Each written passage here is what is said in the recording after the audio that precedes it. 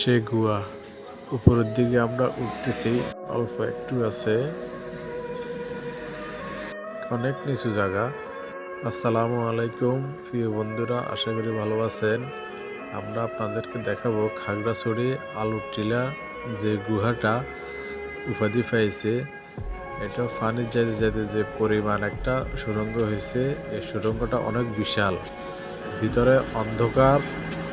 একজন দুজন মানুষও যদি ঢুকে ভয়ে স্টক করেও ফেলবে, যে পরিমাণ অন্ধকার।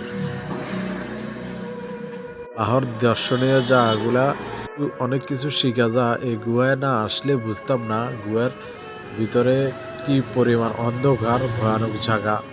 আসলে আল্লাহর দর্শনীয় জায়গাগুলো সবাই এসে একবার হলো দেখে যাওয়া উচিত, অনেক কিছু শিখা যায়।